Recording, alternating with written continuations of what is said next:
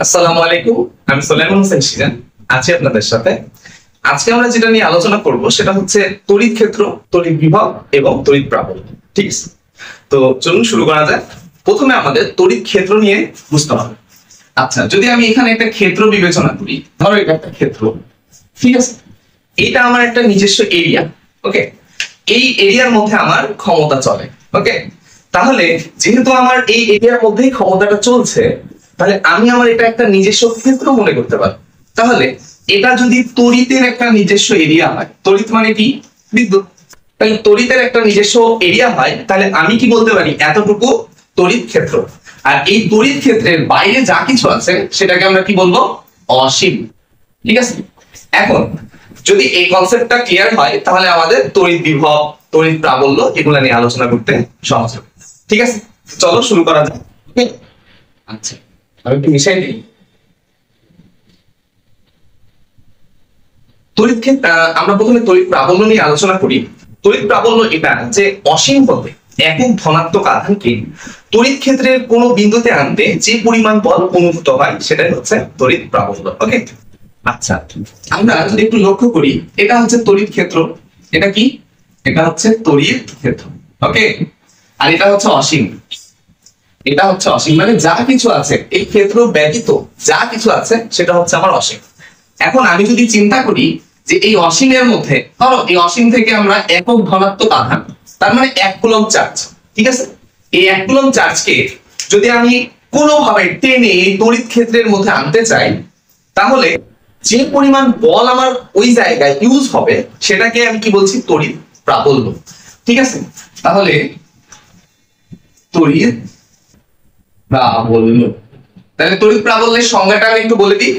অসীম হতে একক ধনাত্মক আধানকে তড়িৎ ক্ষেত্রে যে কোনো বিন্দুতে আনতে যে পরিমাণ বল অনুভূত হয়, তাহলে আমি কি বুঝতে পারছি যে এখানে বল রিলেটেড কোন একটা কথা আছে, তাই না? এখানে বল রিলেটেড কথা আছে। তাহলে আমরা প্রাবল্যের যে সূত্র, প্রাবল্যকে আমরা ই দ্বারা প্রকাশ করতে পারি। হ্যাঁ, তাহলে প্রাবল্য এক প্রকার শক্তি, যার কারণে আমরা ইলেকট্রিক ফিল্ড বলতে পারি। হ্যাঁ, তাহলে E is equal to F/Q। ঠিক আছে, এই সূত্রটা কেন হলো? এখানে F এর পরিচয়টা বলি একটু। F সমান সমান বল, ঠিক আছে, Q সমান সমান আধান বা চার্জ, তাই না? আর E সমান সমান তড়িৎ, তড়িৎ প্রাবল্য। ওকে, এখন কেন এখানে বল আসলো? কারণ ওই যে অসীম হতে একক ধনাত্মক আধানকে, এই জন্য এখানে একটা আধান নিয়ে কাজ হয়েছে। ওই একক ধনাত্মক আধানকে তড়িৎ ক্ষেত্রে যে কোনো একটা বিন্দুতে আনতে যে পরিমাণ শক্তিটা লাগছে বা যে পরিমাণ বলটা লাগছে, ওইটাই হচ্ছে আমার কি বলতো? তড়িৎ প্রাবল্য। আশা করছি বোঝা গেছে। তাহলে তড়িৎ বিভবটা কি? একই জিনিস, সেম জিনিস। আমি তড়িৎ প্রাবল্যের ক্ষেত্রে একটা নির্দিষ্ট বল প্রয়োগ করছি, তাই না? ওটাকে আমি একটা জোড়াজোড়ি করে একটা বল প্রয়োগ করে তড়িৎ ক্ষেত্রের মধ্যে নিয়ে আসছি। কিন্তু যখন আমি তড়িৎ বিভবের ক্ষেত্রে চিন্তা করবো, আচ্ছা আমি এটা মিশাই দিই। আচ্ছা, এটা এককটা দিয়ে দিই আগে। তড়িৎ প্রাবল্যের একক হচ্ছে, দেখো তো, F এর একক, বলের একক কি? নিউটন। আর তোমার হচ্ছে আধানের একক কি? কুলম্ব। তাহলে নিউটন পার কুলম্ব, এটা হচ্ছে তড়িৎ প্রাবল্যের একক। ওকে, এটা সমান সমান আরো অনেক কিছু লেখা যায়, আমি একটু পরে দেখাচ্ছি, আগে তড়িৎ বিভবটা বুঝে নিই। ওকে, ঠিক আছে, তাহলে এবার দেখো তড়িৎ প্রাবল্য গেল, এটা তড়িৎ বিভব। তড়িৎ বিভব, দেখো তড়িৎ বিভব সমান সমান আমরা লিখতে পারি V is equal to তোমার W/Q। এটা হচ্ছে তড়িৎ বিভবের সূত্র। ওকে, এখানে V সমান সমান হচ্ছে তড়িৎ বিভব, তড়িৎ বিভব, W সমান সমান ওয়ার্ক বা কাজ, আর Q সমান সমান হচ্ছে আধান। এই একই জিনিস, তাই না?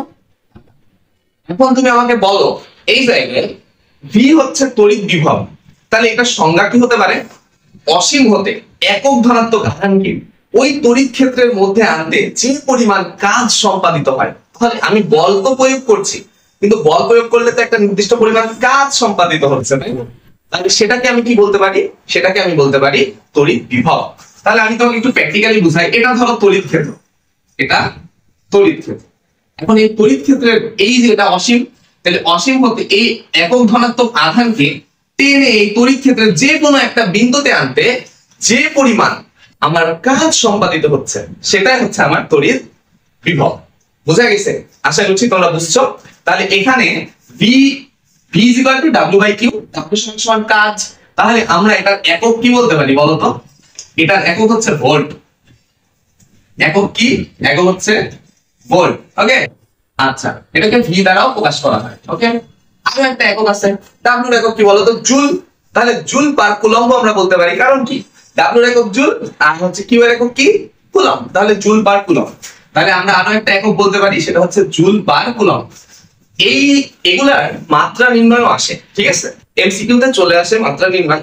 তোমরা কি করবা, আমার মাত্রা নির্ণয়ের যে ক্লাসটা আছে ওই ক্লাসটা একবার করে নেবা, তাহলেই মাত্রা নির্ণয় একদম ইজি হয়ে যাবে। তো আশা করছি এই পর্যন্ত সবার ক্লিয়ার। এখন এই সূত্রগুলা আরো বিভিন্ন ভাবে লেখা যায়, আমি সেগুলো তোমাকে বলে দিচ্ছি, ঠিক আছে। প্রথমে তড়িৎ প্রাবল্যতা দেখো, যে E is equal to আমরা কি লিখতে পারি?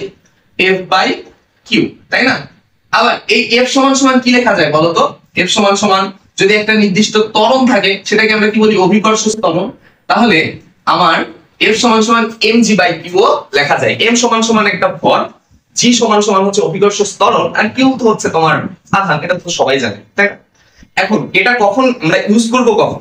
যখন বলবে যে কোনো একটা বস্তু ভর ঝুলিয়ে দেওয়া বা কোনো ভর রিলেটেড কোনো প্রাবল্যের সাথে অ্যাডজাস্টমেন্ট করে কোনো প্রশ্ন করবে, এমসিকিউ তে দিতে পারে, আবার সংক্ষিপ্ত প্রশ্নেও দিতে পারে, তখন আমরা এই সূত্রটা অ্যাপ্লাই করব, ঠিক আছে। তো E is equal to mg by Q এটাও লেখা যায়। ওকে, তো আশা করছি বোঝা গেছে। তাহলে এটাও লেখা যায়, এটা আমরা বক্স করে দিলাম। ওকে, এবার V is equal to যে W by Q তুমি লিখছো, হ্যাঁ, W সমান সমান কি লেখা যায়? W সমান সমান mgh লেখা যায়, কাজ শক্তি ক্ষমতা অধ্যায়ে দেখছো mg by Q। আবার W সমান সমান আরো লেখা যায় তোমার fs লেখা যায়। তাহলে সরণ যদি বলা হয় তখন তুমি fs লিখতে পারবা, তাই না? আবার তোমার হচ্ছে এই ক্ষেত্রে আরো অনেক কিছু লেখা যায়, তাই না? তোমার এটার সাথে তোমার fs cos theta এটাও ইউজ করা যায় বাই Q, তাই না? এগুলা লেখা যায়। তো আমরা সব সূত্রগুলাই প্রয়োগ করতে পারি, একটার সাথে আরেকটা রিলেটেড। এই জন্য তো আমরা একটা ম্যাথের মাধ্যমে বিষয়টা একটু ফুটিয়ে তোলার চেষ্টা করি। আমরা দুইটা ম্যাথ দেখবো, একটা তড়িৎ বিভব আর একটা তড়িৎ প্রাবল্য, ঠিক আছে। তো মিশাই দিলাম এগুলা। ধরো তোমাকে বলছে যে, ধরো বললো যে 5 কেজি ভরের একটি বস্তু ফেলে দেওয়া হলো